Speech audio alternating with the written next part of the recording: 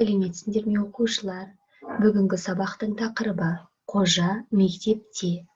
Жаңа сөздер: желбіреген, мойнымда желбіреген қызыл галстук, бауырмал, сырланған, мұнтаздай, сенім, бетпе-бет, атып түрегелу, шайып жіберу.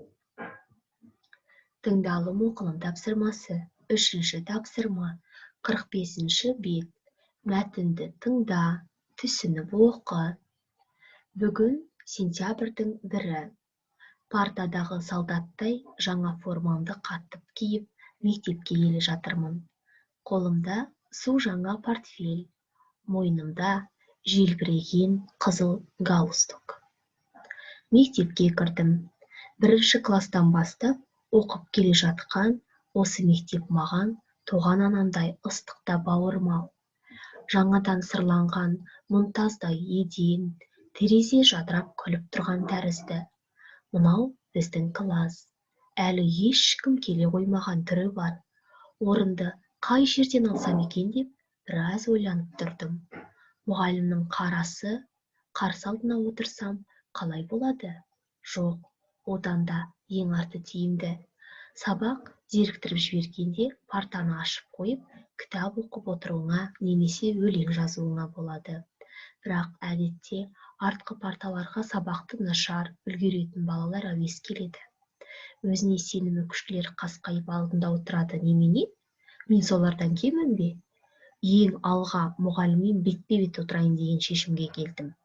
Кешегі күні бойы әрекеттен кейін тұяқ серіппей қатып ұйықтап қалыппын. Әжем жұлқылап оятты. Қожатай, әкем-ау, сен бүгін сабаққа бармаушы ма едің? Көзімді ашып алып, қабырға сағатқа қарасам, 8:15 минут қалған екен. Атып түрегеліп тез киіндім де, беті қолымды шайып жіберіп, бір кесе айранды тікемнен тік тұрған күйде қотыра салдым. Кеше титықтап келіп сабаққа қарауға мұршам болмап еді. Бүгінгі болатын пәндерді сумкама асығыс салып алдым да мектепке жүгірдім. Қоңырау соғылып кетіпті. 1-ші сабақ орыс тілі болатын. Анфиса Михайловна классқа жаңа кіріп барады екен. Тасырлатып жүгіріп келе жатқан мені көріп, тоқтай қалды. Бердібек Соқпақбаев. Оқылым тапсырмасына байланысты дескриптор кестесі. Мәтінді түсініп оқиды 1 балл. Мәтінді оқу барысында орфоэпиялық нормаларды сақтайды 1 балл. Жазылым тапсырмасы. 1-ші тапсырма 44-ші бет. Суреттерге қары. Өз мектебің жайлы мәтін құрап жаз. Жазылым тапсырмасына байланысты дескриптор кестесі. Суреттерге қарайды 1 балл. Өз мектебі жайлы мәтін жазады 1 балл. 1-ші сөйлемді жазады 1 балл.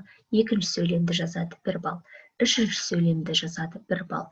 Орфографиялық жазу салақтылығын сақтайды 3 балл. Осымен сабақ аяқталды. Сау болыңдар оқушылар.